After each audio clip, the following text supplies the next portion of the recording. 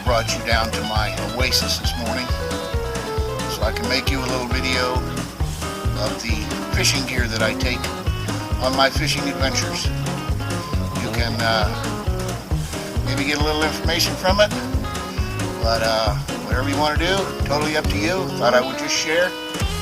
And if you don't have any gear and you're going to go get some, I'm going to show you how to do it and make it simple, easy, and cheap.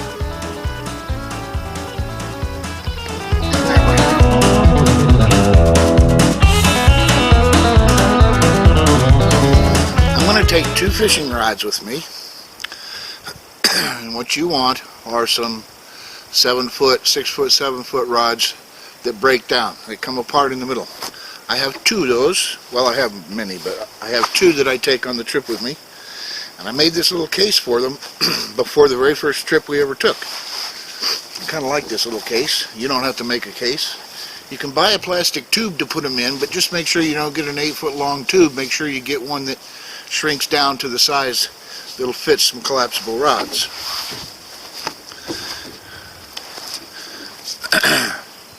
I have these. You don't need these little fancy things right here. My daughter gave me these. They work really good. They're just little plastic tubes that you can put your fishing rod in. And this is what I have. Simple, 2-piece, collapsible, cheap fishing rod. These are Shakespeare ugly sticks. They're popular, they're durable, they last a long time, very good fishing rod. You don't want anything big and fancy with all kinds of bells and whistles on it.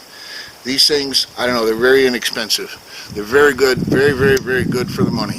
No question about it. I've had a couple of these I've had for 20 years. Still going strong. And that's pretty much all I buy anymore, is the ugly sticks. So those are great. So you want a breakdown rod, you want something to put it in so you can carry it on the plane. In 18 years I've never been questioned about bringing this case on the plane and putting it in the overhead bin. The vast majority of the time they don't even look to see what's inside. They run through the x-ray machine, never have any questions. They just say, have a good time. So that's it. That's my fishing rods. And when we come back, I'll show you what is inside the tackle box. You will be amazed at how simple this is.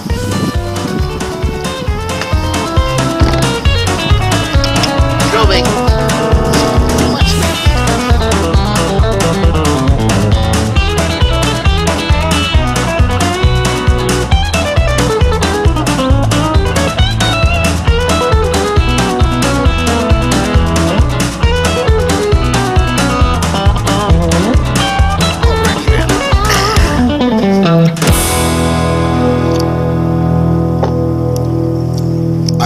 Nice, small, soft case. This has everything I need in it to go fishing. Nice and compact, easy to grab and carry and put in the boat, easy to take out of the boat when it rains. This is all I need. I like to travel light. So you're going to need, obviously, a reel for your fishing rod. If you're going to get a fishing rod, just a simple reel. And you can pay anywhere from $18 to $1,000 for these guys. You need to get one somewhere in the range of about 20 bucks. And if you're going to keep it and use it a lot later on, and you don't have one now, get yourself a little nicer one. 40, 50 bucks maybe. Up to you, whatever you want to do. So I've got 2 reels in here for my 2 rods that I'm taking with me. Now there's basically 4 things you need. You're going to want a little fishing line. I like spider line. Spider line or spider wire. It's a very good brand, and what's really good about this stuff is it doesn't stretch. That's their claim to fame. It makes it a whole lot easier with the feel of your rod to tell what your lure is doing on the bottom of the lake.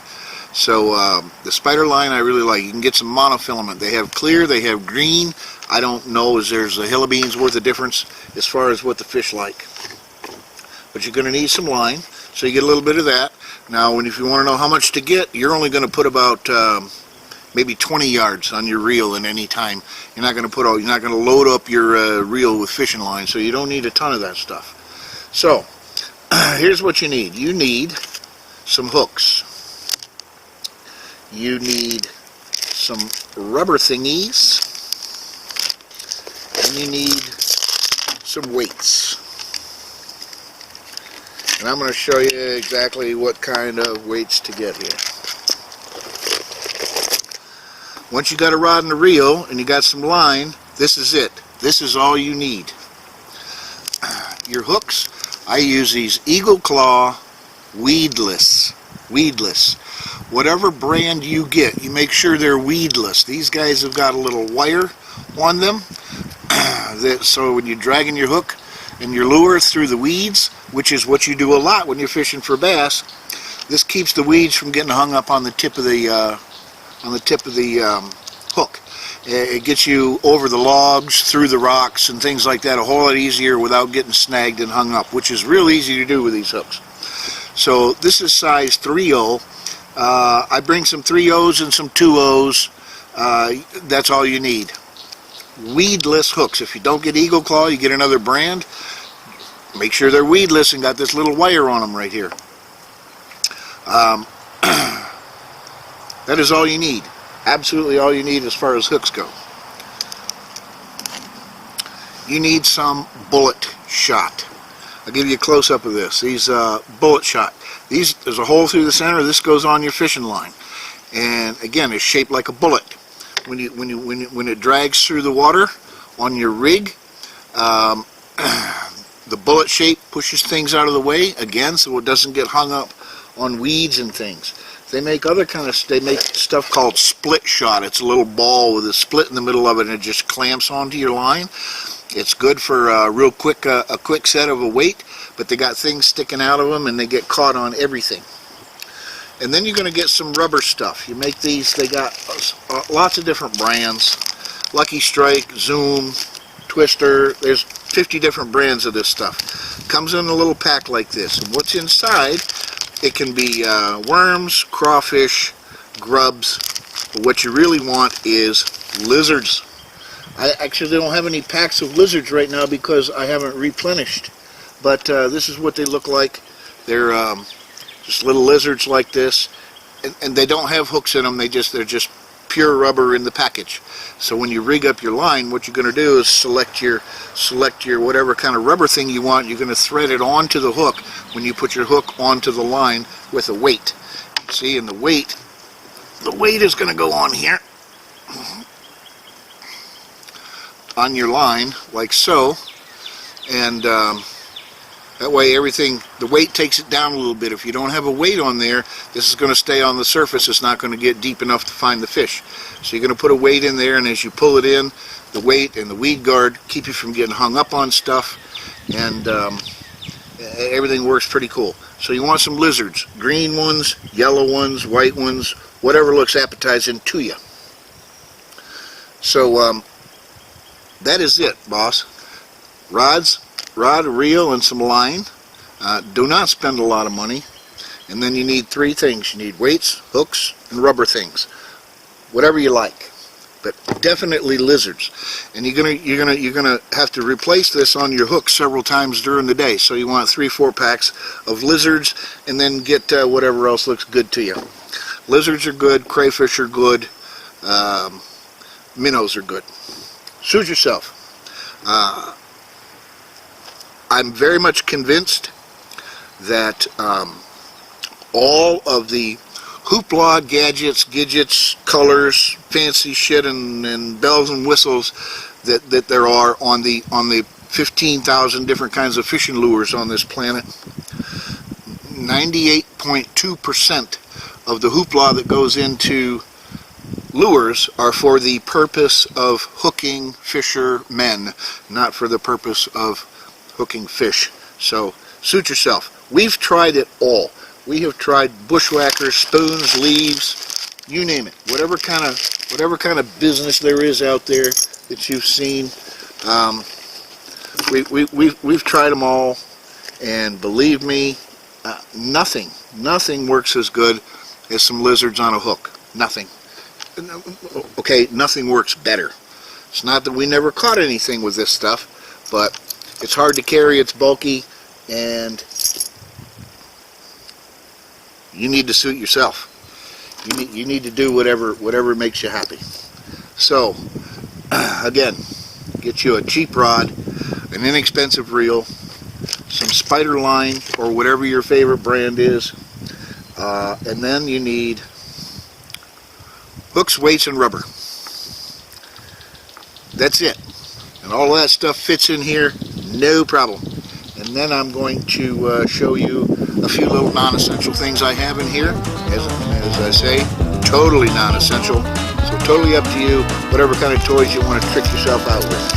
And come right back.